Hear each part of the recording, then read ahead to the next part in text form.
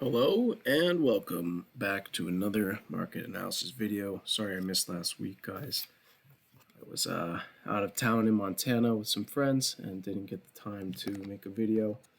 So here we are, weekly chart on the SPX, the S&P 500. If we zoom in here, I've got some fibs placed. I'm going to go through why I have these placed, what they mean.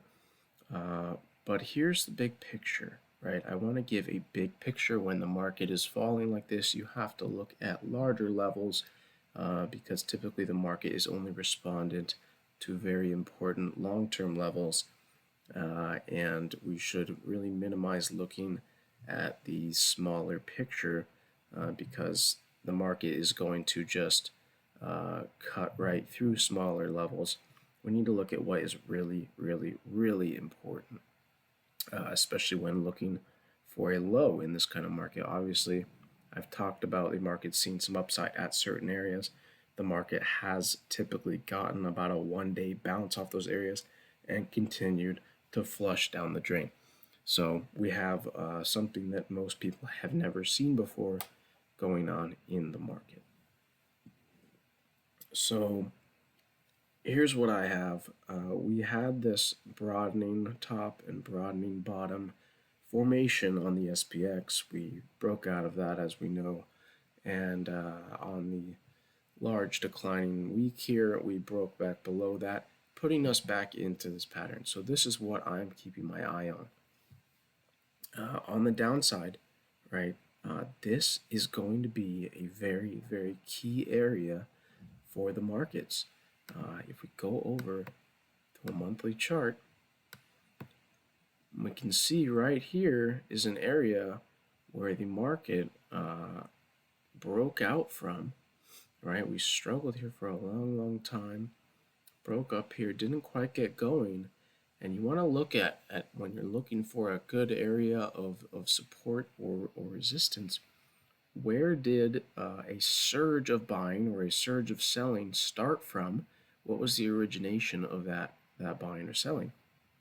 And so although we broke this level to, right here, and we may have started the rally down here, this is the area where the market really started surging in the upward direction with little sideways to pullback action whatsoever. So this is the key area right here. We have an up move, a sideways week, and the market tries to pull back here intra-month, but is met with huge buying pressure, pushing the price up over all these previous months and sending us into a multi-year bull run. So this is the area I'm watching. It also happens to coincide with this 50% retrace from the 2009 lows. Here are the retraced levels. That's these levels right here, all in the white. And we are now below the 38.2% retrace, which is where we bounced in December. We are now below that, closing weekly below, and that is what leads me to believe that we are going to test this zone sooner rather than later. The market does not look good after that weekly close, and we should look for this 235 area and 240 area to be a resistance zone on the upside early next week if we happen to be up there. If we gap above 240, that puts us back in bullish territory. We could potentially go and test the week's high. If that happens, we could get a little bit of a short squeeze. But in order for us to put in a really solid low and get a very big V bottom bounce off of that low, I would like to see that low come in early next week. I would like to see us flush down here as quick as possible. If the market's down in the zone in the next few days, I will be building up a long position in the market, and I've drawn some smaller retracement levels here. So I put the bottom at 210, 2100. So assuming that we bottom somewhere around 2100, here are the retracement levels, these smaller ones, on the upside if we were to get that kickback rally. So, your main ones are the 38.2, your 50, and your 61. The 23 could be a minor target. Typically, on a corrective rally, though, you would get up to at least the 38.2%. And then you would continue to the downside. That would be more bearish than bullish. More of an equilibrium would be getting up to the 50% or 61%, and then seeing some sort of correction. Whether we keep going sideways or further down, we'll evaluate that. But if we come into the zone sooner rather than later, I will be building up a long position. You can see this trend line, right, also just happens to coincide right around that level. And then along with that monthly level, we have the same thing on the weekly right here. You can see on a smaller scale, the market goes down, is met with tons of buyers, big bullish engulfing, and sees a surge to the upside out of that area. So that is the origination of this breakout. And that is where many buy orders will be sitting, waiting to buy the market. I will guarantee you that. Okay. On the downside, you don't want to see any really daily closes below this 50% fib at 2030. Okay, that would not be a good sign. Any weekly close below that, and we are likely headed down the trapdoor even further. But I think this is an area where I'm willing to put on risk. Right, we're in the risk business. We have to be able to put on risk when we see an opportunity like this. I will be putting on most of my risk into shares, maybe some long-term options. But with the economic concerns, we have to be aware that sentiment can keep increasing. The fear sentiment can keep increasing if things happen to get worse. But we have to trust the technicals, right? Even in the Great Depression, there were massive rallies within that drop. Okay, so we have to be aware that that can happen, and it will happen soon. Okay, it will happen soon. So we have to be watching for it. Okay. Let's just check out the other indices real quick. The small caps. Excuse my sniffling. I'm a little bit under the weather. Small caps were relatively strong. Interesting. They were relatively strong on Friday. The SPX was down.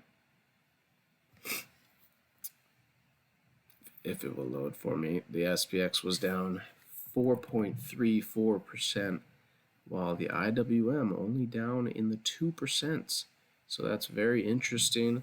I have a major zone of support here on the IWM, and it's very possible that the IWM, if the SPX hits my desired entry zone, that the IWM could flush down, maybe make a low somewhere around the bottom of the zone, maybe slightly lower, and come back and save the week. And then see that V-bottom rally. So we have everything in kind of similar positions. You look at the DJT2 also lagging on the downside. So seeing, a little bit of relative strength. Nothing to really take home, but it's noted that these are no longer leading the market to the downside like they were at the highs. The DJT as well, coming into some major pivots here. This is really where the DJT would see massive amounts of buying. I'm not sure. We could possibly get down there if the SPX does see that downside, or maybe we just slightly chip down below these lows and then we save those. Time will tell, but this 5,000 area is really where you're going to see buyers come in. If we look at a monthly, you can see this was major area of structure, and took off to the upside with little to no pullbacks, long extended green bars within this rally, showing big strength. And here is your origin. So this is a big area. And then, we can also look at this breakout area here, right? Very strong, very fast, but we've kind of already tested it. So will we hold those lows, or we could slightly come a little bit lower if the SPX really starts getting taken out and just blood in the streets. We could possibly see that. Okay. XLF you're looking at a similar thing, right? Big pivots just below. But again, this one has another zone down below that is really the origination of the breakout that we've seen here. We had plenty of consolidation around this area, and then you see we come up here sideways, sideways, sideways, and boom, there's the break. That's the origination right here around 13. So if the XLF leads to the downside, maybe we get down there. That is very, very far. So I'm not sure I'm expecting that. I think most of these indices will hold at their first zone if the SPX reaches my buy zone. I think these will just come down, maybe clip the bottom of these zones a little bit. And then if we see that bottom, they would hold the bottom of the zone, see a V bottom, and then potentially more shorting opportunities as we retrace. The SMH, this gives us a good idea of what the tech space is looking like. Tech is still holding up, as we know, a little bit better than everything else. But if we go down to two daily charts, right, they're just sitting here, sitting here, sitting here. Couldn't reach this gap and traded all the way down and close to the lows. So if we don't see a gap up, if we do see a gap up, what does it mean? First of all, it means they're going to try and come fill this gap. They want it. If we don't see a gap up, that is incredibly bearish, and we are headed lower. All the daily charts look somewhat similar to this, with trying to put in a bottom, rejecting this upside range area, and closing on the lows. We can see the same thing in the SPX. And right, you see the same thing. Trying to put in a low, trying to put in a low, and boom, we just reject. We never get to this gap. If we see any sort of gap down or an even open on Monday, this is absolutely going lower. It's going to get hammered. If we do not gap up, right? Gap up can save us and can mean we try to go fill these gaps. That's what can happen. But if that does not happen, this market is in a lot of trouble short term, and we will see that buy zone around 2100, even 2000, maybe on a big overshoot very, very soon, I guarantee you. Okay. Is that it? Is that all we have to cover? Am I missing anything? I don't think I missed anything. Trying to remember here. Yeah, well, that's good. Guys, in this market, a lot of people are talking. I'm sure you're thinking about investing, thinking about what you can pick up, and I advise you to, at these levels, the only thing I would really be picking up in big numbers is stuff that's not going to be affected by this virus, by an economic picture where everyone is staying at home, right? If you want stocks that are going to do well through this recessionary period, you have to look at stocks that are actually going to increase or stay the same in their revenue as we are in this period. So you got to think about stuff that people are using at home. Not that you can't buy companies that are going to be affected, but I just believe that they will likely go quite a bit lower than these other companies. And after the recessionary period is over, after everything is back to normal, those companies will take much, much longer to rise in their stock price because their earnings are going to be poor, their guidance is going to be poor, and they're not going to be making as much money. They're going to have to make up deficits that are lost.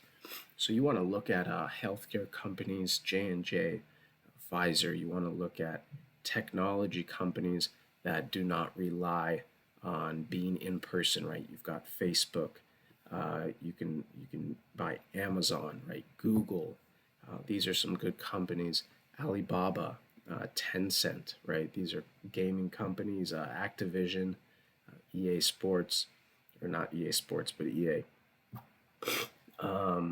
Zoom is a big one that's gotten a lot of focus. It actually hasn't really, Zoom has not really gone down in price at all. It's actually going up because there's a huge increase in Zoom video communications for everything, for work, for the classroom.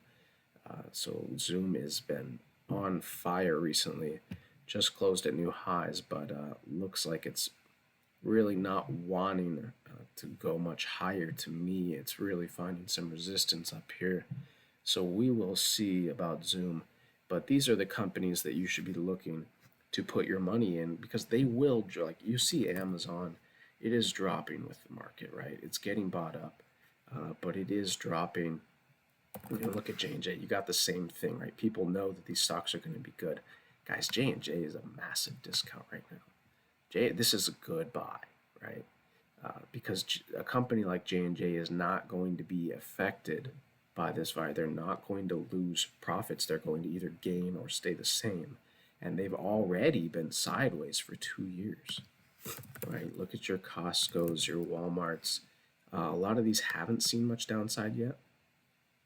If we go into an extended period of bear market, they will see more downside, but these are the stocks that you want to be dollar cost averaging in, because I'm telling you, once the market recovers from this period, these stocks are going to surge without any sort of resistance in sight, while your companies like CCL and RCL and whatever else you wanna add right in here, your hotels like Wynn. These are going to recover, sure, but it's going to be at a much, much slower pace. And so you want to just focus on those stocks that are going to be okay no matter what. Okay.